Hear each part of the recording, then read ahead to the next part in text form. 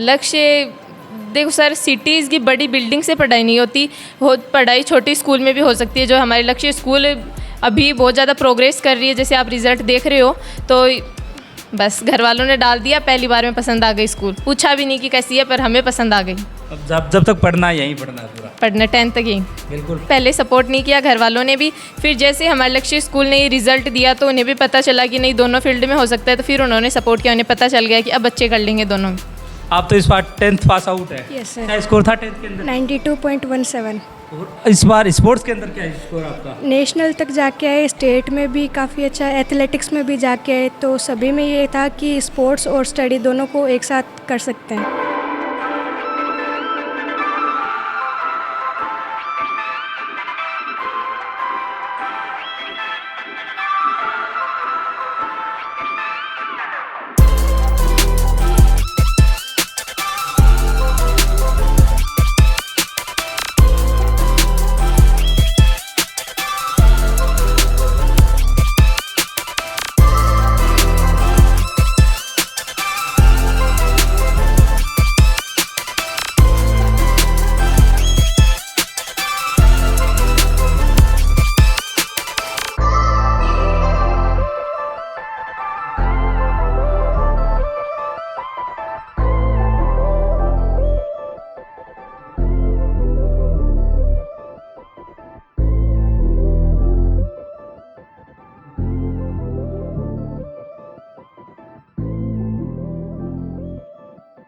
मेरे साथ नज़र आ रहे लक्ष्य पब्लिक स्कूल विदासर के वो सितारे हैं जिन्होंने न केवल एकेडमिक बल्कि स्पोर्ट्स के अंदर भी देश में एक अलग पहचान बनाई। जब भी बोर्ड रिजल्ट आते हैं तब राजस्थान के टॉप स्कूलों में अपना नाम रखने वाले लक्ष्य पब्लिक स्कूल हमेशा ही अपने स्पोर्ट्स के अंदर भी करीब 3 साल का वक्त स्पोर्ट्स एकेडमिक में के शुरुआत के समय हुआ है। यहाँ के कुछ बच्चे जो स्पोर्ट्स एकेडमी के साथ साथ स्पोर्ट्स की जो तैयारियाँ कर रहे हैं वो हमारे साथ मौजूद है। इनसे बातचीत करते हैं आखिरकार इनका स्पोर्ट्स एकेडमी से जुड़कर सफ़र कैसा रहा, क्योंकि अगर बात करें करीब 3 सालों के सफ़र के अंदर 20 से अधिक बच्चे जिन्होंने नेशनल स्तर पर खेला और कोई बच्चा खाली हाथ नहीं लौटा बल्कि अनेकों मेडल नेशनल स्तर पर उन्होंने पाए।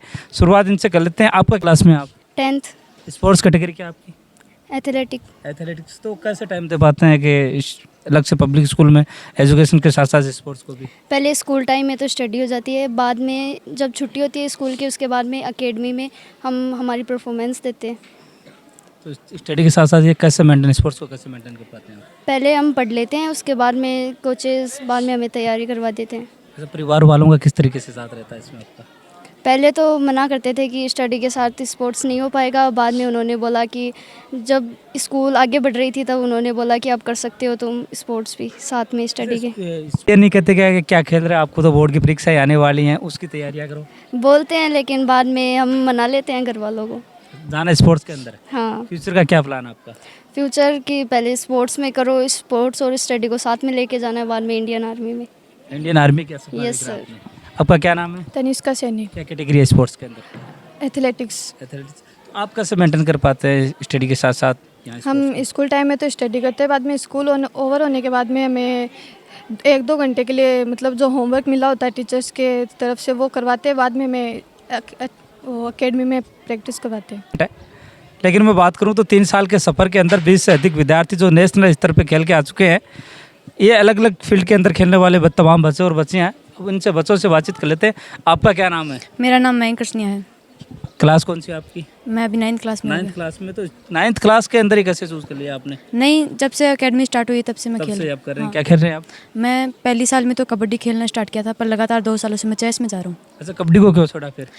मेरे को महसूस हुआ कि मैं चेस में कबड्डी से बेहतर कर सकता हूँ। फिर हमारे जो कोचेज़ हैं, जो स्पोर्ट्स फैकल्टीज़ हैं, उनने मुझे सपोर्ट किया कि अगर तेरे को चेस में ऐसा लगता है तेरे को कि तू अच्छा कर सकता है तो कोई प्रेशर नहीं है, तू आराम से चेस में जा। तो चेस तो बड़ा माइंड वाला गेम है।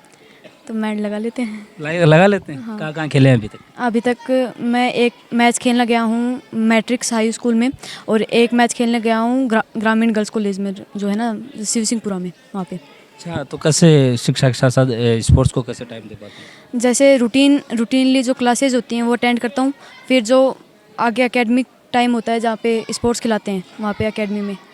हाल ही के अंदर आपको पता हो तो इंडिया से चैंपियन के रूप में चेस में से निकले हैं 2, तो उनके बारे में जानते हैं क्या आप? हाँ, जैसे डी कुकेश और प्रागनंदन ऐसे कोई प्लेयर तो हैं। अगर इंस्पायर के रूप में उनको देखें तो आप?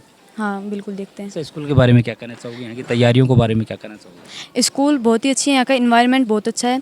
इन्वायरमेंट अर्बन एरिया में इतनी अच्छी फैसिलिटी मिलना कोई स्कूल में बहुत ही अच्छी बात होती है। और जो रिज़ल्ट आप देख रहे हैं, जैसे लगातार बोर्ड में रिज़ल्ट आ रहा है और स्पोर्ट्स में भी आप देख रहे हैं नेशनल स्टेट में जा रहे हैं बच्चे। अच्छा, ये नहीं लगता कि जब बोर्ड से राजस्थान के टॉपर यहीं से निकलते हैं तो आपका मन नहीं करता कि मैं भी अगली बार टॉपर यहीं से निकलूंगा? बिल्कुल मन करता है। क्या अलग से इस बार आगे? इस बार पूरे में से पूरे मार्क्स ना लेकर बिल्कुल। और भी है कुछ स्टूडेंट, आपका क्या नाम है? सिद्धार्थ, क्या किस स्पोर्ट्स के अंदर क्या? एथलेटिक्स में। एथलेटिक्स। आपका? स्पोर्ट्स में एथलेटिक्स। आपका? चेस। करीब 3 साल स्पोर्ट्स एकेडमी की शुरुआत हो चुकी है। 20 से अधिक विद्यार्थी नेशनल स्तर पर खेल चुके हैं।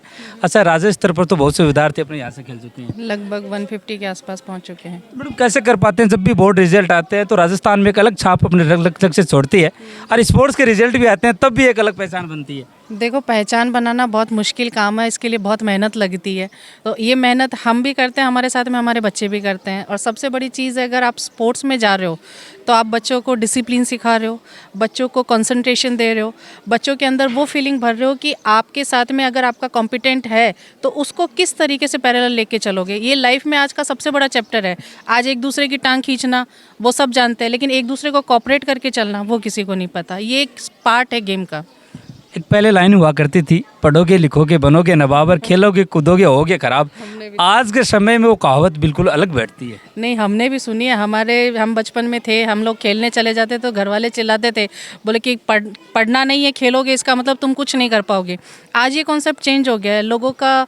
आप ये देख रहे हो कि लोग ये चाह रहे हैं कि मेरा बच्चा स्पोर्ट्स में भी जाए, एजुकेशन में भी पैरेलल चले। तो दोनों चीज़ पैरेलल चलना ये बहुत मुश्किल टास्क होता है, लेकिन उस चीज़ को हम यहाँ पर एकदम से प्रॉपर तरीके से लेके जा रहे हैं। रिजल्ट है तो रिजल्ट आप हमारा देख ही रहे हो, स्पोर्ट्स है तो स्पोर्ट्स में नेशनल लेवल तक बच्चे जा रहे हैं, डिस्ट्रिक्ट लेवल क्लियर कर रहे हैं। तो मतलब अब ऐसा लग रहा है कि अब इसके बाद में और बड़ा क्या सोचें। मतलब अब धीरे धीरे हमारे टारगेट्स भी बड़े होते जा रहे हैं कि बच्चे को इससे आगे और कहाँ लेकर जाएं। मैडम, कुछ बच्चों का मैं इंटरव्यू कर रहा था, 10th का रिजल्ट आए उसमें भी वो टॉपर रही और स्पोर्ट्स के अंदर भी टॉपर है। दोनों को कैसे मेंटेन कर पाते हैं?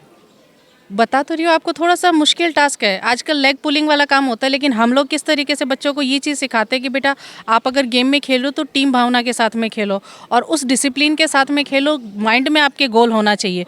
एक आपने एक कोट सुना होगा कि जैसे ये बोलते हैं ना कि अगर आप दौड़ नहीं सकते तो आप चलो, अगर आप चल नहीं सकते तो आप रेंगो, लेकिन जब तक आप अपने टारगेट को अचीव नहीं कर सकते ना तब तक आप रुको नहीं। तो वो चीज़ इन बच्चों में बहुत अच्छे तरीके से भरी पड़ी है। इनको ये पता है कि हमें कोई चीज़ अगर टास्क टीचर ने दे दिया तो वो 101% करना है। तो वो इनका माइंड सेट रहता है उस चीज़ को लेके। हम ये भी मान सकते हैं आने वाले समय में जब भी ओलंपिक गेम होंगे कहीं ना कहीं यहीं से कुछ विद्यार्थी निकलेंगे। 100% मेरा ये ड्रीम है कि मेरे बच्चे उस मैदान में दौड़े, उस मैदान में हमारे बच्चे दिखें और दिखने के साथ साथ में मेडल को अचीव करें। और कोई मुश्किल सपना नहीं है, सपना देखना हर इंसान की चाहत होती है और ये हमारा एक ड्रीम है कि ओलंपिक में भी हमारे बच्चे मेडल लेके आए। कह सकते हैं कि आज तो एक शुरुआत है, आने वाले समय में और बेहतर। हाँ, ये शुरुआत है। शुरुआत इतनी सक्सेसफुल है तो नो डाउट आगे का मैदान और भी अच्छा रहेगा। बिल्कुल। कोच सर, आपसे भी जानना चाहेंगे, आपने बहुत से विद्यार्थी या बच्चों को भी तैयार किया है, कैसे शिक्षा के साथ साथ या स्पोर्ट्स को मानते हैं आप? सर, हर स्पोर्ट्स पर्सन को मतलब जो बच्चा स्पोर्ट्स के लिए एग्री होता है या आगे जाने की कोशिश करता है उसको हम ट्रेन करते हैं। और बच्चा स्पोर्ट्स के लिए ही बना होता है स्पेशल, तो उस बच्चे को अलग तरीके से ट्रेन करते हैं। जैसा कि सबने बताया कि सर पहले बताते हैं कि आपका किस खेल में मन है, तो गाँव में संभावनाएँ खूब है, शायद उनको आप यहाँ लेके आए मैदान के अंदर। जी सर, बच्चे का पहला बच्चा होता है कि जिसमें रुचि होती है जिस गेम में जाने के लिए, उसको उसी अकॉर्डिंग अपन तैयारी करवाते हैं।